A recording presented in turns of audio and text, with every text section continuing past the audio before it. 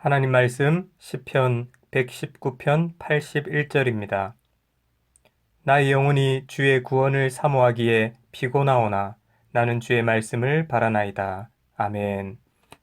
하나님께서는 하나님의 자녀인 우리들에게 많은 선물을 주십니다. 그 중에 최고의 선물은 피조물인 우리가 창조주 하나님을 아는 지식, 창조주 하나님을 알아가는 지식입니다. 자녀된 우리가 아버지 되시는 하나님을 알아가는 지식이야말로 최고의 선물입니다. 그러나 그 선물이 항상 아름다운 금 쟁반에 담겨서 아름다운 금 포장지로 포장되어서 우리에게 오지 않습니다. 하나님을 아는 지식이라는 이처럼 좋은 선물은 때로는 눈물에 쌓여서 혹은 땀과 수고라는 포장지에 쌓여서 우리에게 옵니다. 내 생각대로만 되게 해주시면 참 좋겠는데, 내 계획대로만 해주시면 소원이 없겠는데, 하나님께서는 내가 계획한 인생의 내 시간표대로 나를 도와주시지는 않습니다. 그래서 우리는 아픔을 겪기도 하고 상처를 받기도 하고 때로는 눈물을 흘리게도 허락하십니다. 하나님께 도와달라고 도움을 구하자마자 바로 도와주실 때도 있지만 때로는 그 도움이 지나치게 늦게 오는 듯할 때도 있습니다. 본문 119편의 시인에게도 고통의 시간이 있었습니다. 그는 하나님께 도움을 구했습니다. 그런데 하나님의 도움이 너무 늦는 것만 같았습니다. 하나님께 도움을 구하고 구하다가 그만 그 마음과 영혼이 지쳐버렸습니다. 그래서 시인은 시편 119편 81절에 이렇게 고백합니다. 나의 영혼이 주의 구원을 사모하기에 피곤하오나 이제는 너무 지치고 피곤한 상황에 이르고 만 것입니다. 그러나 시인은 다시금 희망을 품습니다. 이처럼 피곤하고 지쳐버린 시인이 희망을 둔 것은 다름 아닌 하나님의 말씀이었습니다. 몸과 마음이 지친 그가 다시금 오직 하나님의 말씀에 희망을 두었습니다. 나의 영혼이 주의 구원을 사모하기에 피곤하오나 나는 주의 말씀을 바라나이다.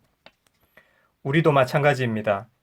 인생의 어려움을 만날 때 하나님의 말씀에 더욱 집중하여야 합니다.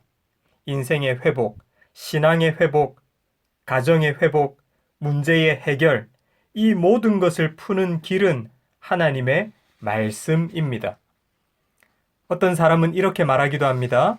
이렇게 큰 어려움에 처했는데 하나님의 말씀이 뭘 해결해 주느냐는 겁니다.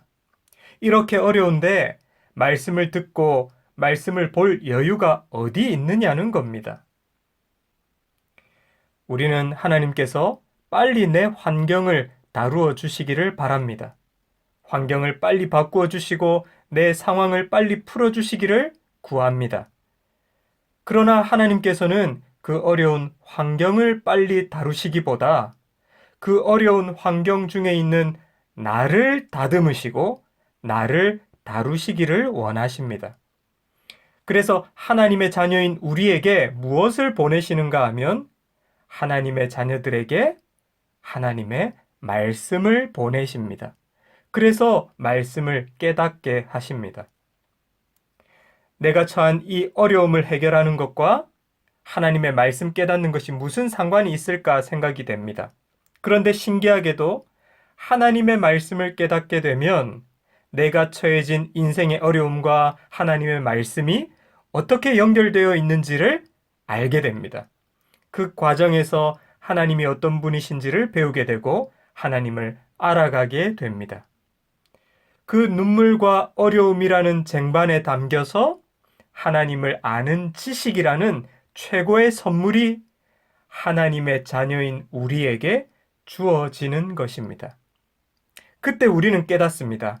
아, 하나님께서 이렇게 도우시는구나. 아, 하나님께서 사실 그때도 이렇게 도우셨구나. 하나님께서 도우시지 않고 가만히 계셨던 것이 아니라 사실 그때에도 나를 이처럼 돕고 계셨구나. 나도 고치시고 상황과 환경도 고쳐주시는 하나님을 만날 수 있게 됩니다. 지금 하나님의 도우심을 필요로 하는 분이 계십니까? 하나님께 도움을 구하고 계십니까? 하나님께서 우리를 도우시는 놀라운 방법은 과거에나 현재에나 변함이 없습니다. 무엇을 통해 도우실까요? 바로 하나님의 말씀을 통해 도우십니다. 하나님의 말씀을 통해서 일하십니다. 그러므로 어려울 때일수록 하나님의 말씀을 더욱 깊이 사모하십시오. 그래서 하나님의 말씀으로 다시 하나님의 도움을 받으며 사시고 하나님의 말씀으로 다시 힘을 얻고 일어서시는 우리 모든 성도님들이 되시기를 주님의 이름으로 간절히 축원합니다. 아멘.